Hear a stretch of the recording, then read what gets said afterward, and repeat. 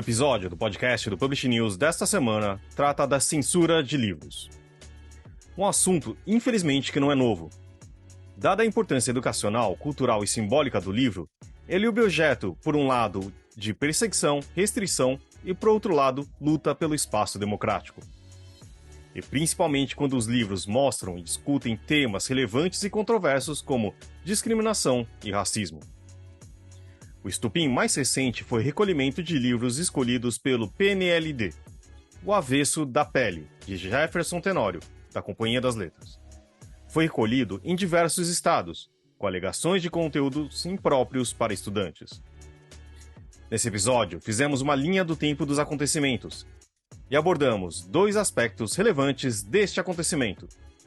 O jurídico, com Henderson Fürst, advogado, editor e professor, e presidente da Comissão Especial de Bioética e Biodireito na OAB. E o educacional, com a professora Neide Luzia de Rezende, professora doutora da Universidade de São Paulo, ministrando disciplinas na graduação e na pós-graduação na Faculdade de Educação. Esse podcast é um oferecimento da MVB Brasil, empresa que traz soluções em tecnologia para o mercado do livro. Além da MetaBooks, reconhecida plataforma de metadados, a MVB oferece para o mercado brasileiro o único serviço de EDI exclusivo para o negócio do livro. Com a PubNet, o seu processo de pedidos ganha mais eficiência. E já ouviu falar em POD? Impressão sob demanda? Nossos parceiros da Livro são referência dessa tecnologia no Brasil, que permite vender primeiro e imprimir depois, reduzindo com estoque, armazenamento e distribuição. Com o POD da Livro, você disponibiliza 100% do seu catálogo sem perder nenhuma venda. E também com o apoio da CBL. A Câmara Brasileira do Livro representa editores, livreiros, distribuidores e demais profissionais do setor.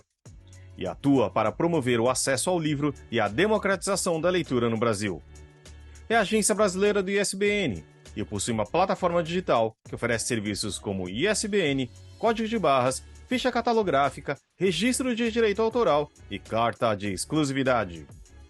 Esse é o episódio 312 do podcast do Publish News, do dia 18 de março de 2024, gravado no dia 16. Eu sou o Fábio Errara e esse episódio conta com a participação de Guilherme Sobota. E não se esqueça de assinar a nossa newsletter, nos seguir nas redes sociais, Instagram, LinkedIn, YouTube, Facebook, TikTok e X, todos os dias com novos conteúdos para você. E agora, Guilherme Sobota, editor-chefe do Publish News. Fábio, vamos começar então com uma linha do tempo, exatamente, do caso Avesso da Pele, para a gente situar a discussão. No dia 3 de março, começou a circular um vídeo da diretora de uma escola de Santa Cruz do Sul, no estado do Rio Grande do Sul. O nome dela é Janaína Venzon. E no vídeo ela está lendo algumas poucas frases do romance nas páginas iniciais que teriam conteúdo sexual. O livro é conhecido justamente por discutir a questão racial no Brasil e os trechos que ela lê tratam também dessa questão, ou seja, só pelo contexto que ela mostra ali dá para ver que não existe nenhum tipo de apologia ou mesmo pornografia no livro. Mas não é esse o ponto. O ponto é que a partir dali o vídeo ganhou manchetes em muitos portais de notícias e uma onda de compartilhamentos que fizeram a mensagem ecoar e inclusive chegar em políticos, em deputados.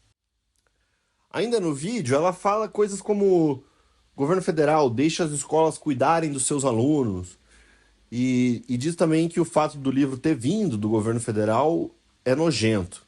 Ela ignora no livro duas coisas, Uma, que o livro foi selecionado no PNLD Literário 2021, ou seja, 3 anos atrás. E outra é que são as escolas que escolhem os livros que vão receber do PNLD Literário. Ou seja, segundo a agência Aos Fatos, existem documentos que mostram que o Avesso da Pele foi encomendado pela própria autora da denúncia veiculada nesses posts que são considerados enganosos, Bom, em seguida, alguns dias depois de umas notícias desencontradas, a Secretaria Estadual de Educação do Rio Grande do Sul, por meio de uma nota, esclareceu que não orientou que a obra fosse retirada das bibliotecas da rede estadual de ensino. A nota diz que a Coordenadoria Regional de Educação vai seguir a orientação da Secretaria Estadual e providenciar que as escolas da região usem adequadamente os livros literários. Mas o caso se espalhou pelo Brasil e nos dias seguintes, pelo menos 3 secretarias de educação estaduais ordenaram o recolhimento do livro: Paraná, Mato Grosso do Sul e Goiás. Então esse é mais ou menos o estado das coisas até agora, né? E uma das consequências de todo esse caso é que o livro está vendendo bem, né? O livro voltou para a lista de mais vendidos do Publish News, divulgada na última sexta-feira, dia 13. Desde o início do caso, o escritor Jefferson Tenório e a editora Companhia das Letras se mobilizaram nas redes sociais. Em nota, a Companhia das Letras disse que, ao decidir pelo recolhimento dos livros, a Secretaria de Educação não apenas limita o acesso à informação, mas também mina a autonomia dos educadores e das escolas prevista no PNLD. Mas também mina a autonomia dos educadores e das escolas prevista no PNLD e na legislação educacional. Ela também cerceia a liberdade de pensamento, o direito à educação e à literatura dos jovens. Já Tenório participou de diversos eventos no Brasil, incluindo um em Belo Horizonte, no projeto Sempre um Papo, na Biblioteca Pública Estadual de Minas Gerais. O projeto Sempre um Papo se deu um trechinho da conversa para a gente ouvir. E aí, quando eu fui ver o vídeo, assim, primeiro eu fiquei muito surpreso pela criatividade, né, de feito uma interpretação como aquela, assim, né, e curioso porque a interpretação do trecho, que causou toda a celeuma, né, que tem a descrição dos órgãos sexuais, uma cena de sexo, aquela cena ali específica, que é uma das poucas cenas de sexo, se eu soubesse eu teria colocado mais, né, porque eu acho que ia vender mais, né. Mas aquelas cenas específicas, né, que aparecem, na verdade, é uma descrição super agressiva, violenta, de como os corpos negros são caracterizados pela branquitude. É isso que está ali. Ou seja, como a mulher negra, como o homem negro é visto pela branquitude, como ele é sexualizado.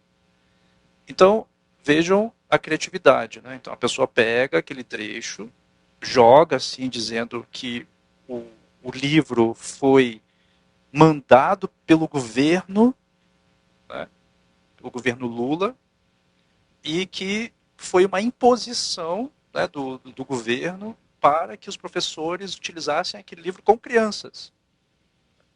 Assim, tudo errado, né?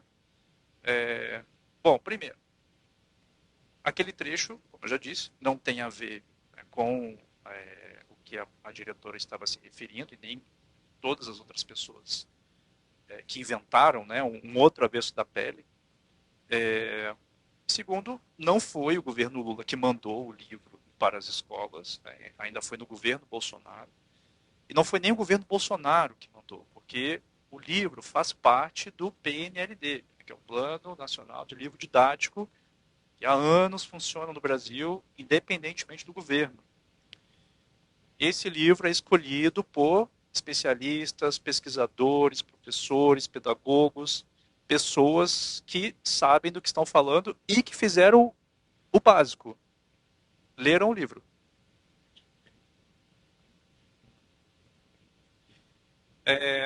O livro, então, ele entra, depois que ele é aprovado, né, e assim, gente, para um livro entrar para o PNLD, não é fácil não, assim, o livro, tudo é analisado, desde a capa, desde a história, a temática, ele é minuciosamente analisado para que ele tenha segurança de entrar dentro da escola.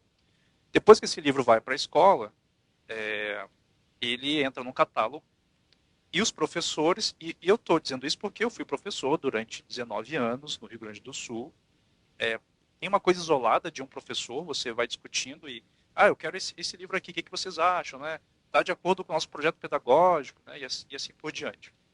E aí, quando o livro ele chega, até chegar na mão do aluno, vejam quantas etapas, né, ele passou até chegar na sala de aula e começar a fazer a leitura. Além disso, você ainda tem a mediação do professor, né? Eu acho que é muito difícil que um professor de literatura vai chegar e vai dizer, ó, leia aí o livro e sei lá, daqui a um mês a gente faz a prova. Né? A gente tem um trabalho, né, pedagógico em que você faz trabalho em grupos, você vai discutindo o livro ao longo das aulas, o professor vai falando do autor, vai falando da temática, né? Então vai sendo feito um trabalho, né, com esse aluno. Então vejam o absurdo. Uma diretora de uma escola faz um vídeo, o vídeo foi pornográfico, pornográfico, pornográfico no sentido de não se incomodar com a temática verdadeira do livro. Isso é que é o pornográfico. Porque o livro está tratando da violência contra pessoas negras. Trata da violência policial, do racismo estrutural. Isso é pornográfico. Isso é que deveria causar escândalo, né? E não as palavras fora de contexto. Então ela vai na rede, uma rede social, diz aquela frase completamente fora de contexto, desconhecendo todo o processo do PNLD, que demonstra que é alguém que não deveria estar no cargo que ocupa, que é alguém que administra uma escola. E alguém que administra uma escola tem que ter o mínimo conhecimento de como que o livro chega, né, até a escola. Ao longo das últimas semanas, houve diversos posicionamentos públicos de entidades do livro, outras editoras e muitos profissionais, escritores, editores e colegas do Jefferson, manifestando apoio a ele e repudiando as tentativas de censura. A gente sabe também que pelo menos o governo do estado do Paraná virou alvo de vários procedimentos judiciais. Na quarta, dia 13, a APP Sindicato, que é o Sindicato dos Trabalhadores em Educação Pública do Paraná, pediu providências ao Ministério Público do Paraná.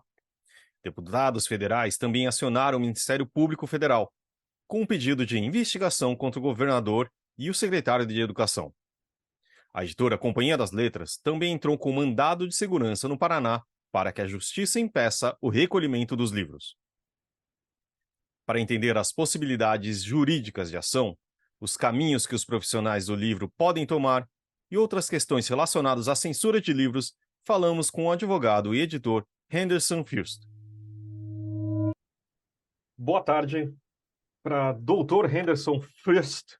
Eu falei certo dessa vez, Henderson? Rapaz, nem eu falo certo, qualquer jeito que você falar tá mais do que certo. Sabe que é com você. Mas a minha falta de jeito com seu sobrenome é oposta ao respeito que a gente tem. Eu lembrei de você, foi a primeira pessoa que eu consultei a respeito desses assuntos que são, no mínimo, espinhosos. Mas muito obrigado por estar aqui com a gente, viu? Um prazer estar aqui falando sobre esse tema. Uma pena que por um tema tão chato e triste ao mercado, aos autores, à cultura brasileira, mas fundamental que nós debatemos isso sem tabu. E agora eu vou começar com uma pergunta curta, mas que não quer dizer que seja simples, né? Como a Constituição brasileira aborda a censura, Henderson? Fábio, a censura ela é histórica, ela acontece de várias maneiras, e a Constituição brasileira ela foi escrita justamente após um período de profunda censura cultural, artística, literária, acadêmica que nós vivemos no nosso país. Então, para a Constituição brasileira, escrita e promulgada entre 87 e 88, ela é escrita, todos os trabalhos em 87, e ela começa a valer em 88, a Constituição ela tem um espírito liberal. Ela tem um espírito de que nós temos o direito a nos manifestar. Ninguém pode vetar que eu me manifeste sobre alguma coisa, ninguém pode me censurar previamente, eu não preciso de ter autorização, e muito pelo contrário, o próprio Estado tem o dever de fomentar o espaço para as manifestações da cultura popular. Então veja que se antes eu vivi décadas de repressão à livre manifestação, Hoje, eu tenho uma Constituição que diz que é livre a manifestação artística, científica, literária, e eu não preciso pedir a autorização de ninguém para poder fazer estas manifestações. E o Estado tem um dever de assegurar espaço e liberdade para esta manifestação. Henderson, justamente, né, por ter sido escrita nesse tempo, eu acho que a censura, né, a Constituição, na verdade, estava pensando na censura que tinha acontecido nesse período da ditadura militar anterior, né, à sua redação. Mas, obviamente, o tempo passou e hoje em dia eu acho que a censura tem outros mecanismos, né, outras formas de acontecer. Obviamente, o que a gente está vivendo agora é um deles, né. Queria te ouvir um pouco sobre isso. Guilherme, é muito interessante nós falarmos sobre isso, que quando a gente pensa em censura de livro, que talvez seja uma das censuras que mais aconteceu ao longo da história, a gente sempre pensa em proibição de publicação e retirada do livro das bibliotecas. A gente sempre pensa a censura desta forma. Mas a censura ela é muito mais sofisticada do que isso. Ela ganha novos mecanismos de se manifestar. Eu posso ter, por exemplo, a censura do leitor. Eu restrinjo que mulheres tenham acesso a livros, por exemplo, que crianças tenham acesso a livros, ou então que homens trabalhadores tenham acesso a livro. Se eu não tenho um endereço registrado, ou seja, sou morador de rua, não tenho acesso a livro. Ou ainda, eu consigo restringir o próprio acesso. É quando eu, por exemplo, torno o papel mais caro, aumento a taxação de livrarias, de editoras, ou seja, inviabilizo o negócio, ou ainda eu, nos meios que eu tenho de distribuição, eu começo a restringir a distribuição de determinados livros. É o caso, por exemplo, quando eu tenho um programa de leitura, né, o que nós estamos vivenciando, e a posteriori, ou seja, depois, por uma série de motivos, eu vou e isso já acontecia antes de uma forma velada e discreta, eu retiro de circulação, por meio deste programa, ao acesso a este livro. Há outras formas de acesso, de censura também. Na internet, que nós estamos pensando no mecanismo livre, mas imagine que na internet, quando ela não está de uma forma livre, eu não consigo encontrar alguns conteúdos.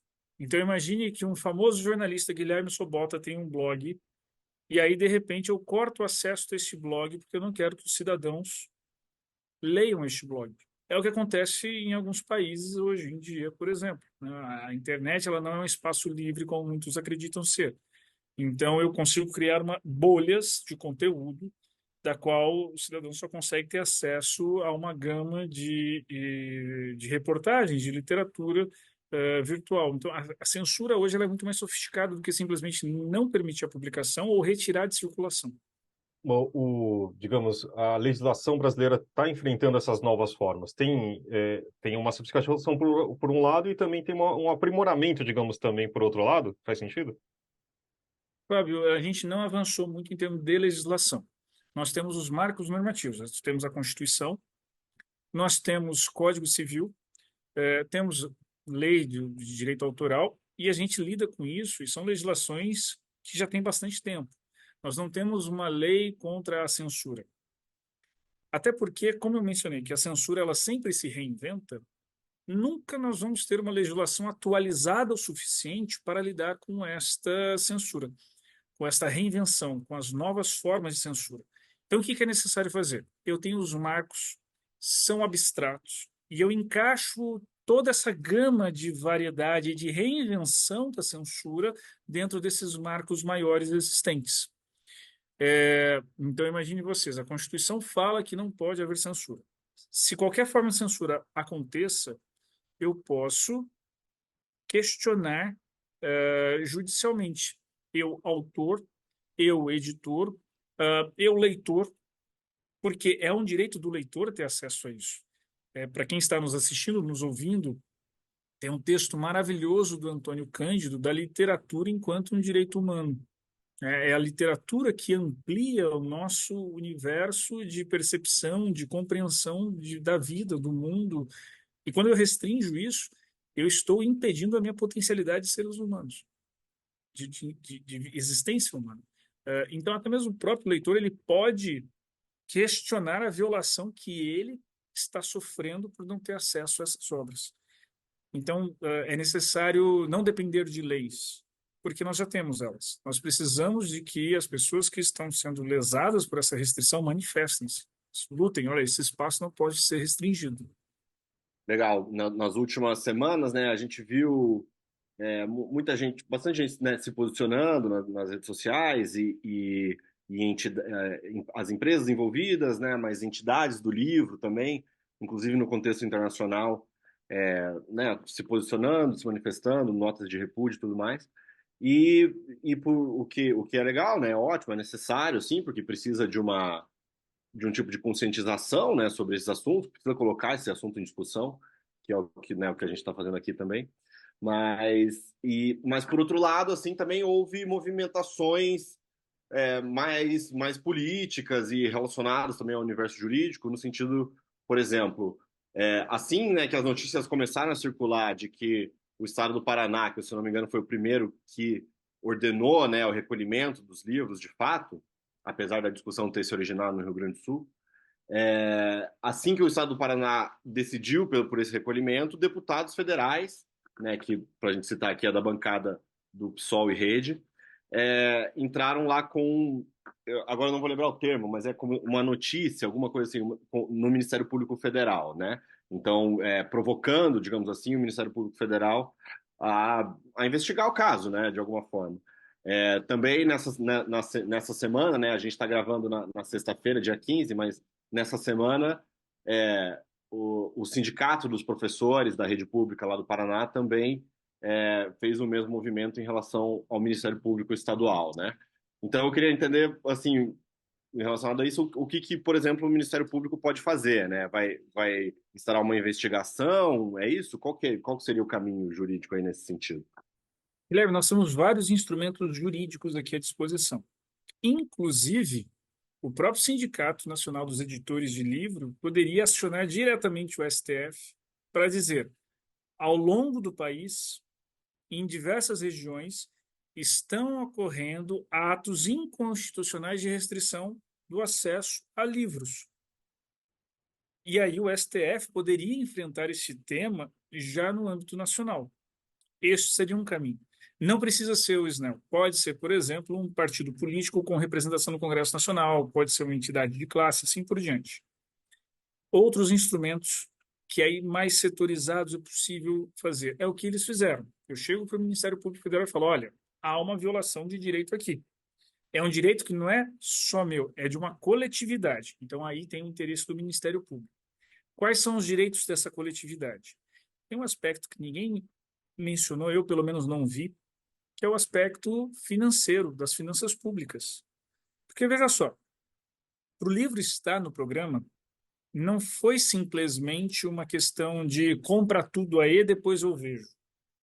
Eles foram primeiro avaliados e disponibilizados para escolha. E aí um gestor público escolhe. E aí tem a compra. E aí depois da compra fica disponibilizado. E aí só então é que vão olhar e falar, opa, isso daqui não pode. Isso é dinheiro público mal gasto. É um dos pontos que o Ministério Público precisa observar. Porque vamos lá, se efetivamente esse livro não poderia estar lá porque continha conteúdo absurdamente inapropriado, que é outro ponto que a gente tem que discutir também, porque a Bíblia, Cantares de Salomão, está lá, gente. Se você é profundamente religioso, vale Cantares de Salomão. Está na Bíblia. E ninguém está rasgando a Bíblia por conta disso, correto? Então, depois a gente tem que discutir o que é um conteúdo inadequado. Mas houve um processo administrativo para que fossem escolhidos os melhores conteúdos da formação pedagógica e cultural desses alunos. E aí vem depois fala, desculpa, me enganei, está errado. Não, espera lá. Dinheiro público foi mal gasto. Esse é um aspecto. Mas, sobretudo, e o mais importante deles é o aspecto que diz respeito ao direito à educação. O direito à educação e o direito à cultura.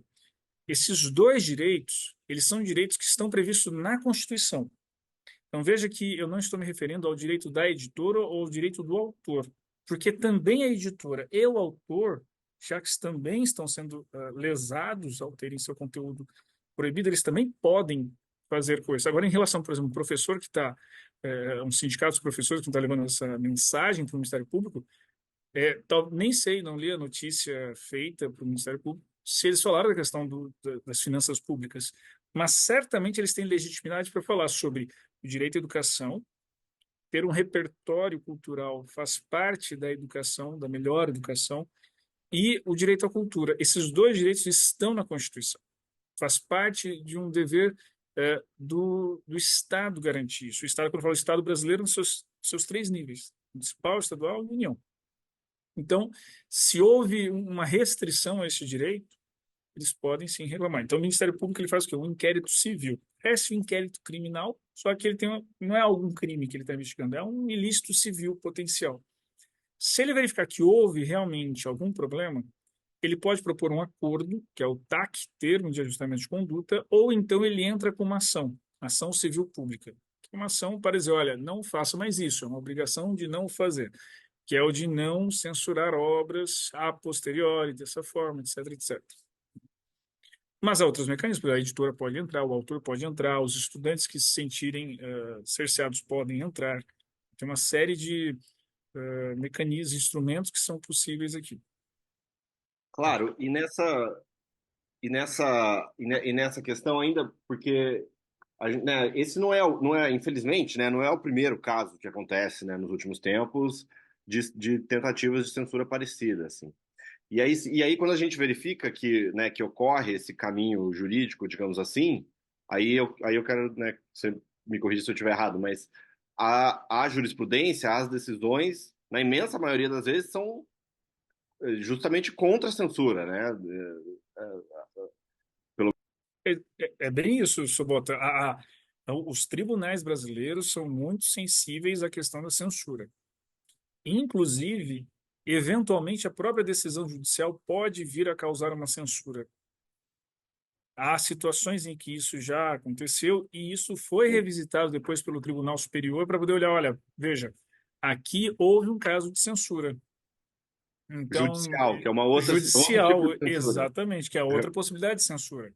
Então, Exato. veja que os próprios tribunais eles tendem a fazer uma autocrítica para verificar se, neste caso específico, eu não estaria promovendo uma forma de censura.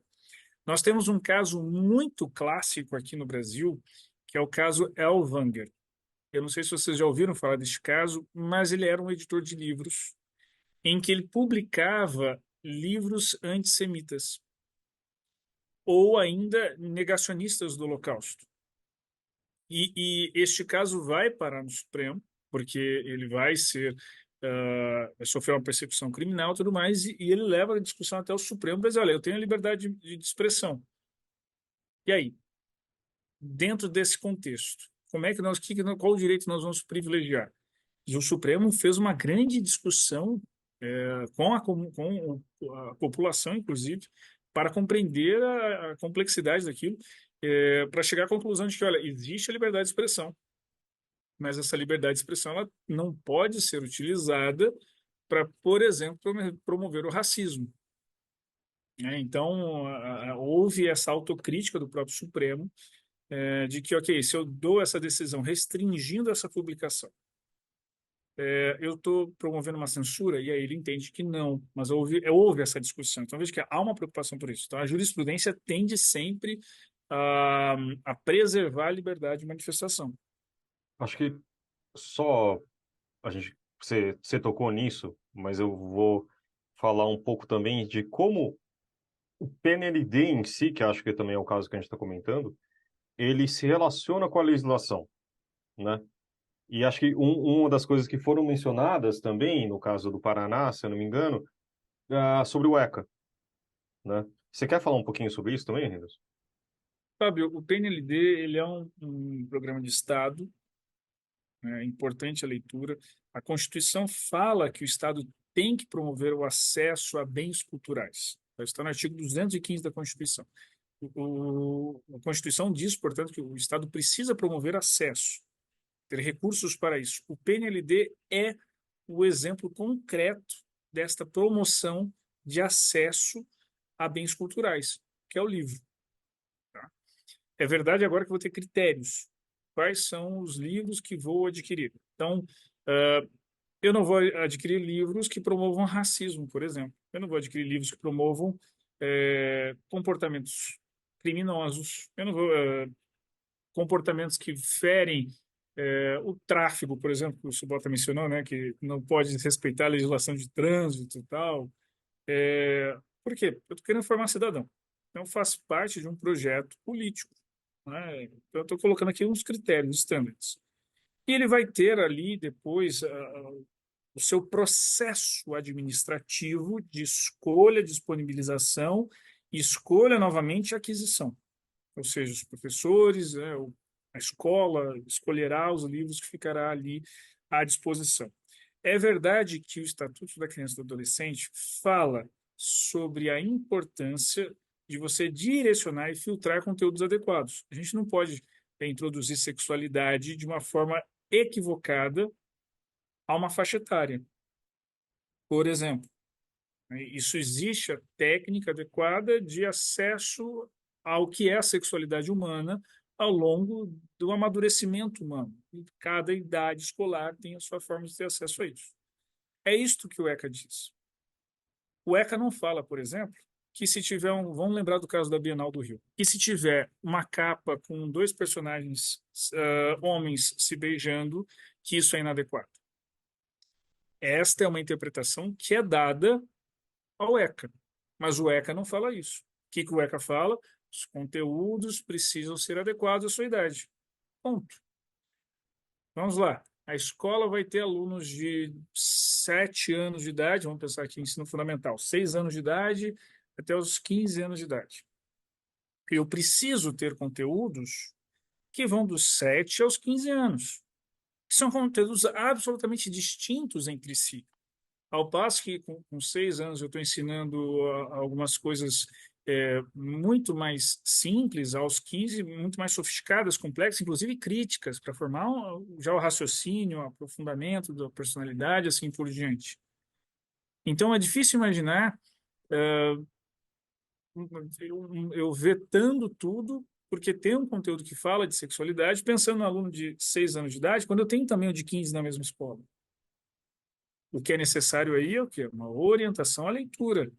Né? O Programa Nacional do Livro não é simplesmente ter livro à disposição, comprar livro e deixar na biblioteca. Não.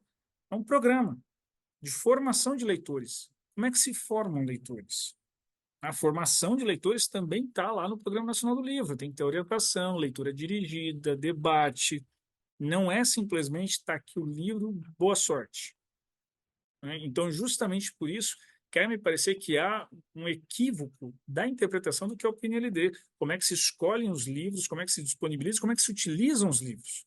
Pegar um trecho do livro, ler em rede social, causar um populismo, uma comoção social e mandar retirar os livros, isto é você subverter um programa nacional de leitura e promover revisionismos, e promover uma série de coisas que pasteuriza a educação e sobretudo, retrocede o direito à educação e à cultura que jovens e crianças possuem.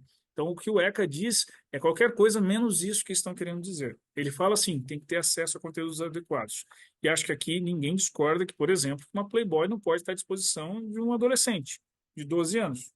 Faz parte da leitura dirigida, só maiores de 18 pontos.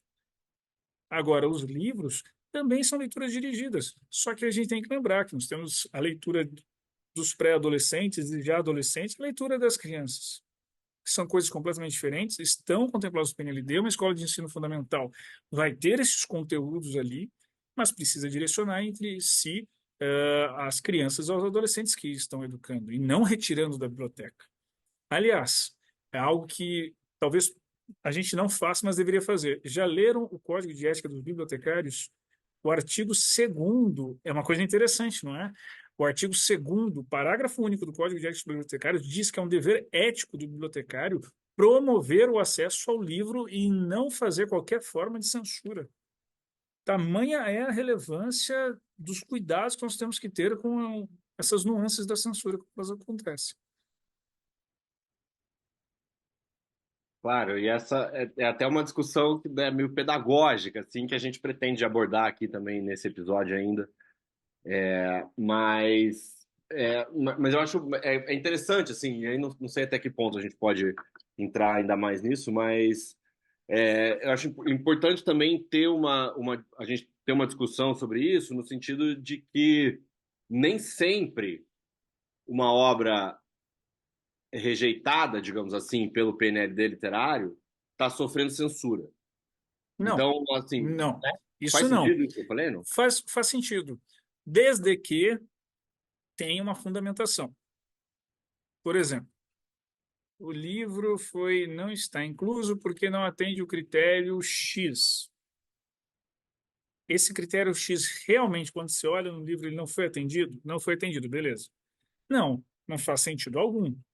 Então, deram um motivo aqui, daí você tem que recorrer, inclusive judicializar, se for o caso. Porque você pode, às vezes, dar uma pincelada, dar um verniz de legalidade quando não existe. Então, é possível o PNLD ter ali uma forma de censura? É possível. Ele não é feito para isso. Mas é possível, e isso é o populismo, tá, Guilherme? O populismo é quando você se usa de um instrumento democrático, técnico, para voltá-lo contra o próprio sistema. Por exemplo, as eleições. Usa as eleições para voltar contra as próprias eleições, democracia contra a própria democracia, o PNLD contra o próprio PNLD. Então, eu uso ali, dou um verniz de que está sendo algo legítimo dentro da lei, mas na verdade não. E aí você tem que ver a fundamentação, porque também há um dever do Estado de fundamentar, sempre. Então, estou rejeitando esse livro, por que eu estou rejeitando esse livro? E aí, fundamento. O autor e a editora tem que ler aquele fundamento e falar, mas não faz sentido. Não tem nada a ver aqui, onde esses conteúdos não estão existindo aqui. Ele foi feito uma leitura descontextualizada e recorrer, buscar o seu direito de efetivar ali. Eu queria lembrá-los de que um programa de disponibilização de livros ele foi criado na ditadura militar. E ele não era, como é hoje, eram os militares que saíam escolhendo os livros, das editoras que tinham simpatia pelo regime. E aí, isso muda muito, justamente para, olha só, estamos abrindo acesso, qualquer editora, qualquer editor, qualquer pessoa consegue promover e inscrever o livro aqui, para fazer de algo diferente que era na ditadura, que era o que eu restringo o acesso. Então, o acesso é amplo. Tem esses critérios, atende esses critérios, está dentro. Só que a gente tem que tomar sempre esse cuidado aí de que, mesmo desta forma, é possível ainda ter uma censura com um verniz técnico e por isso tem que ser questionado o verniz técnico. Eu acho que, infelizmente, a gente tem que terminar. Acho que é um assunto super complexo, que tem muitas camadas, inclusive legalmente falando, né? Mas foi um prazer, Henderson. Muito obrigado pela Todo sua meu. participação aqui. E acho que depois você sabe que a gente vai ter que recorrer com você se tiver mais alguma coisa, né? Estou sempre à disposição. É um prazer contribuir sempre com o Publish News aqui, especialmente quando diz respeito a dois temas que eu sou apaixonado, que é o livro e o direito. Espero que a gente avance nesta pauta para promover mais acesso às duas coisas, a justiça e a literatura. É um prazer estar com vocês. Perfeito. Valeu, Anderson. Obrigado. E agora, para entender um pouco melhor sobre as implicações pedagógicas da discussão, vamos falar com a professora da Faculdade de Educação da Universidade de São Paulo, Neide Rezende. Ela é especialista em temas como ensino de literatura, leitura literária, leitura e formação do professor. Então, professora Neide Rezende, muito obrigado por estar aqui com a gente. Eu acho que assim seria importante a gente ter uma noção inicial assim de como os livros do PNLD literário ou de como os livros que o governo federal seleciona para as escolas, como que se dá mais ou menos esse processo, né? Uma das coisas que a gente estava falando antes aqui na outra entrevista era justamente como que o PNLD se relaciona com as leis de diretrizes da educação, por exemplo, né? Obedecendo critérios de diversas leis, inclusive do ECA, né? Do Instituto da Criança e do Adolescente. Então, eu queria, né, acho que seria interessante a gente começar por aí, assim, como que essa escolha se relaciona com as leis de educação. Então, eu vou começar aqui agradecendo o convite de vocês. É uma oportunidade de a gente ir aos poucos discutindo essa questão, que é uma questão central hoje na educação, principalmente porque há mudanças muito grandes em relação à entrada da literatura na escola hoje, né? A gente, por exemplo, O Avesso da Pele é um livro que é direcionado ao ensino médio, né? Sobretudo para estudantes do ensino médio. Então, O Avesso da Pele é essa obra que está hoje em questão, que está sendo censurada, né? Que contrária, né? Segundo algumas instâncias aí, né? Principalmente da área educacional, como sendo uma obra contrária à educação, aos requisitos necessários para a formação pela literatura, né? Então, eu queria discutir um pouco isso logo de início, com relação a essas mudanças, porque as mudanças em relação à entrada dessas obras contemporâneas na escola, né? Porque com relação à censura, seja por parte do universo religioso, seja por parte de pais, seja por parte de professores, questões morais, sempre houve essa questão, sempre esteve em pauta, sempre houve recriminações em relação, principalmente em relação à parte moral da literatura. Né? Por exemplo, Guimarães Rosa foi um autor que já esteve questionado por questões religiosas, porque ali, por exemplo, o Grande Sertão Veredas fala do diabo, então isso já foi um problema. O Inácio de Loyola Brandão já foi também questionado, quer dizer, censurado. Recentemente a gente teve uma censura em relação a um livro para educação, de literatura infantil, voltado para o ensino fundamental e educação infantil.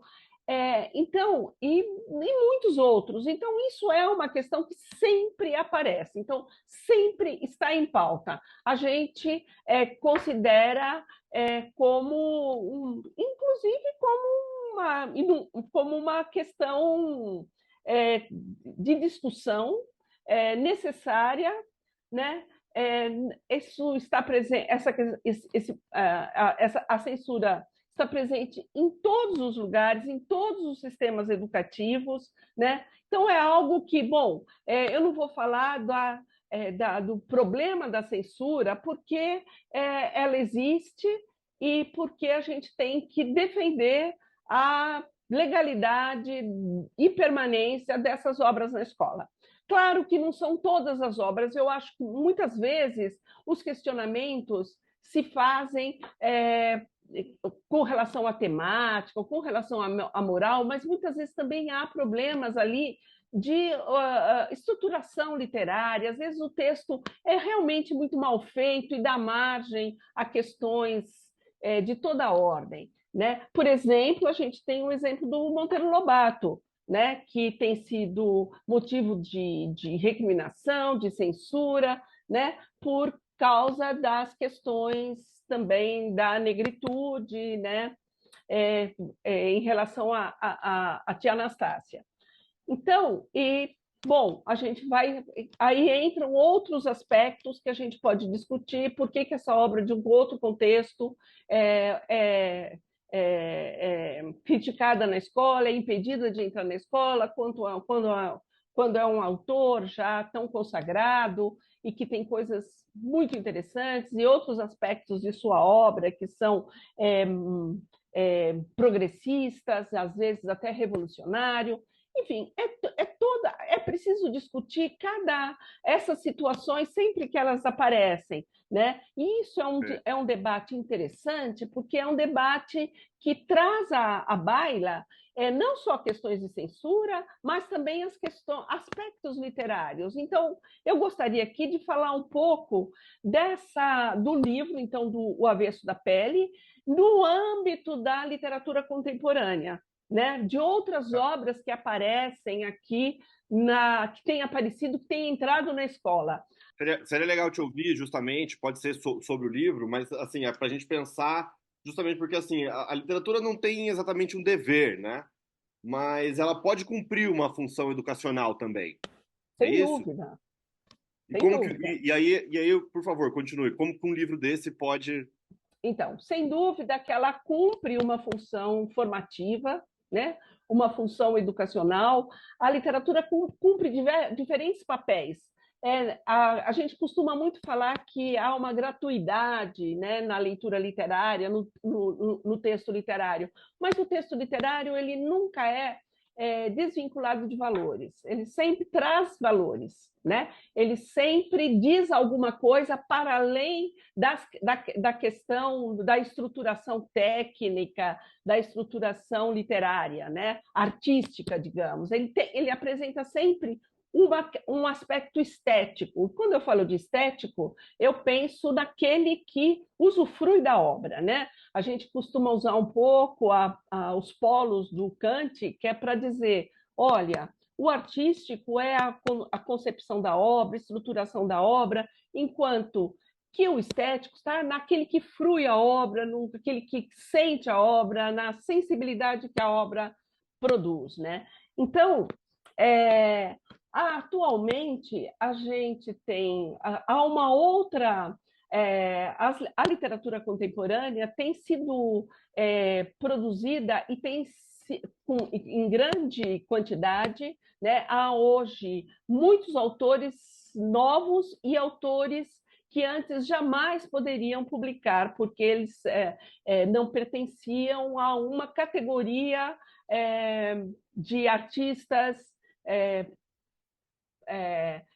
com uma trajetória ou com um cabedal da crítica, eles não tinham um lugar dentro do sistema literário, né? Pensando na ideia de sistema literário, como pensa o Bourdieu, que é um conjunto de fatores, de elementos que permitem que uma obra se canonize, que permite que uma obra seja publicada com reverência, digamos, né? Há hoje as publicações voltadas, as publicações atuais, né? Vem muito e que tem mais impacto são as obras hoje, sobretudo a literatura negra, ou que fala, ou que se refere ao universo da diversidade das questões étnico-raciais, né? Então, isso é algo que a gente, com uma colega minha, chama de estética da emergência. Há uma necessidade de trazer, trazer para um contexto editorial, né, mercadológico, fazer com que essas obras sejam publicadas, né? Então, se há um grupo que produz, há também uma camada de leitores muito grande que desfruta dessas obras, que lê essas obras e para os quais essas obras são significativas. Bom, então, dito isto, quer dizer, a gente falando da emergência de novos autores e da possibilidade desses autores atingirem um grande número de leitores e serem aceitos e legitimados pelo mercado editorial. Isso é muito importante, porque antes essa literatura era uma leitura, não estou falando da qualidade literária, estou falando de temas e de autores que antes não adentravam o universo do mercado editorial e que hoje, né? Aí eu não quero também entrar nessa discussão de que eles entram porque interessa ao mercado editorial, porque há uma demanda. Claro que há uma demanda e claro que o mercado se interessa por esse tipo de obra porque vai vender. Então, a gente tem aí uma situação muito, muito nova, muito específica do Brasil, porque se a gente observar outros sistemas literários, outros sistemas nacionais de literatura, a gente vai ver que há muita diferença. Por exemplo, eu estive recentemente no Uruguai e isso é uma questão que não se coloca. né? Porque ali é um país onde há uma porcentagem muito pequena de brancos e de indígenas, por exemplo, né? De gente de Aham, pessoas dessas etnias. sim. Então, a questão não aparece, assim como não aparece, tampouco aparece na Argentina, na França, que lida mais com uma questão da imigração muito forte. Então, são características nacionais. E é muito importante essa situação brasileira, é muito rica, e a Sim, gente não pode desconsiderar, a gente não pode deixar de falar dela e de olhar para ela com muita generosidade, porque claro. algo que ocorre é que é uma literatura que ela não tem sido avaliada pelos critérios dos estudos literários clássicos, dos estudos literários mais tradicionais, dos cursos de letras, por exemplo. Aí, por enquanto, uma tensão entre as diferentes abordagens. Então, eu estou falando do Avesso da Pele também, que é uma obra que se inclui nesse universo das literaturas afro, da literatura negra, embora ela não trate disso como tema, mas ela se insere nesse universo, tanto que o Avesso da Pele e toda a questão que aparece, né, muito fortemente no texto do autor. Então, Perfeito. acho que essa é uma questão difícil para a escola também, para Isso que eu ia determinados perguntar. grupos dentro da escola, né? Porque não é só o palavrão, mas é a literatura negra. É uma outra literatura diferente das literaturas convencionalmente trabalhadas na escola. Só queria aproveitar também, que a gente está falando nisso, ah, como você consegue imaginar quais seriam as consequências de restringir ou mesmo retirar a literatura do ambiente escolar? Pensando nisso que a gente está falando, né? Então, assim, são assuntos muito urgentes que estão ligados à produção literária contemporânea, né? Sim, as E identidades também. Uhum. exato. E aí agora existe uma tentativa de retirar essa discussão do ambiente escolar. A Retirar o partir de. livro, você quer dizer, ou retirar a discussão? Eu acho que assim, é isso que eu queria entender, entendeu? Como que retirar o livro, qual que é a consequência de retirar um livro como esse do ambiente escolar? Bom, primeiro eu acho que não vai retirar. Eu acho que mais do que nunca o livro, mais do que antes, o livro está sendo vendido. Houve um aumento de vendas, pelo que eu sei, houve um interesse muito grande. Está todo mundo lendo o livro, né? Ele ganhou o prêmio Jabuti e estava sem. Eu li, meus colegas leram, muita gente leu. Mas agora é uma leitura de massa, né? E depende dos contextos. Esse contexto no qual ele apareceu, lá no Santa Catarina, né? Então, esse rebuliço todo, assim como outros livros, vai seguir um caminho. Não creio que o livro vai ser retirado da escola, porque ele é um livro que é indicado para as escolas, ele é um livro indicado pelo PNLD, ele é um livro que faz parte, e não só isso, não é só o PNLD, são só as instâncias que levam os livros para a escola, mas também todos os documentos oficiais hoje. Se você pegar a BNCC, os currículos, eu trabalhei há pouco no currículo da cidade de São Paulo, a questão dessas literaturas contemporâneas, né? Sobretudo a literatura que a gente chama literatura negra, ou afro-brasileira, ou afro, né? Ela é a que é mais forte, né, como produção. Outras literaturas também, literatura feminista, né, toda a gama aí do LGBTIQI+, né, há uma mudança de mentalidades em geral. A escola está muito aberta para isso, né? Os alunos, pelo menos, né? Com certeza, lá nas escolas onde essa professora começou com esse movimento de proibir, certamente os alunos são contrários a isso, né? A gente faz muita pesquisa. Agora mesmo à tarde, acabei de conversar com uma aluna de doutorado que está pesquisando justamente o modo como essa literatura é recebida nas escolas de ensino médio da cidade de São Paulo. Então, a gente já tem alguns resultados, alguns dados. Eu conheço grande parte dos alunos, né, porque a gente faz estágio. Então, assim, há uma abertura muito grande por parte dos alunos. Isso, olha, eu acho que uma questão como essa, ela vai morrer na praia. Me desculpe, acho que vai. Porque está todo mundo querendo ler, os documentos oficiais insistem na entrada dessa literatura, e com relação à questão sexual que foi apontada, aos termos, à linguagem, gente, isso não faz o menor sentido, né? Porque os meninos, eu tenho um neto de 9 anos que eu precisei mudar todo um comportamento nosso, porque ele estava vendo coisas completamente inadequadas no celular. Então, tem 9 anos, né?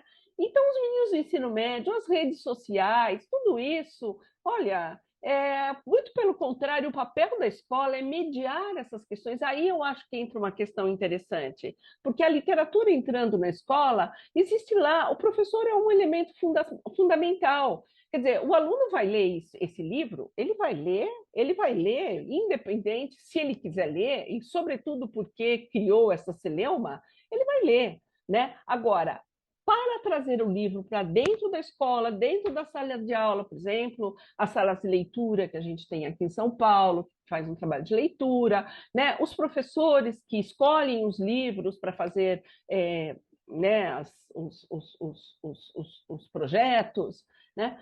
Isso tudo passa, é algo maravilhoso para ser trabalhado em sala de aula, porque porque tem uma leitura, né? Por parte dos alunos, e tem a discussão que é promovida em sala de aula, né? Se o professor tiver abertura, tiver formação legal, souber como lidar com a literatura, esses elementos são elementos de formação geniais, porque você vai discutir, inclusive discutir a censura, inclusive discutir por que a literatura hoje traz questões, traz uma linguagem nova, uma linguagem